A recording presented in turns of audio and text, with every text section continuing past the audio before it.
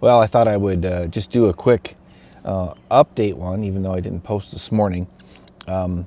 We look like we may be moving on board a boat in the near future.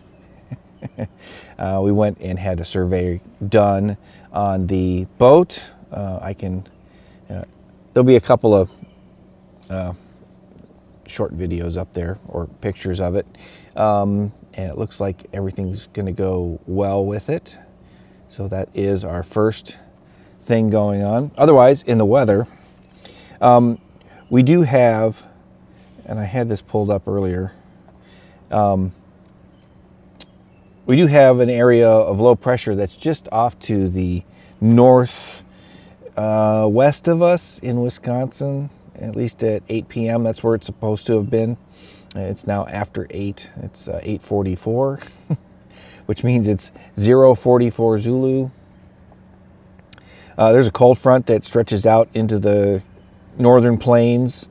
And then, as I've kind of said, there's just like a lot of moisture moving up out of the south into that whole area from the Front Range of the Rockies to part of the northern plains around to the Dakotas.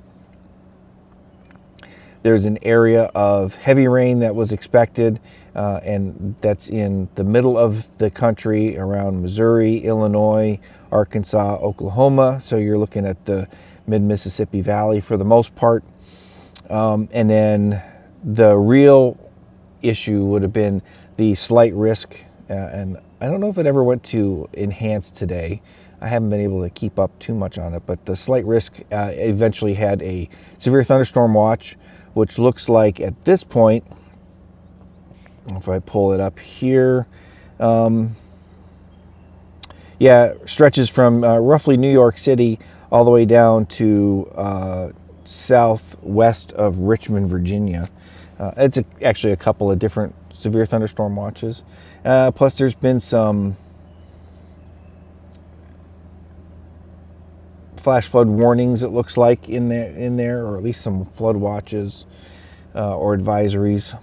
Yeah, I'm just kind of looking at some of the overall picture of what's going on. I don't want to get too detailed and everything.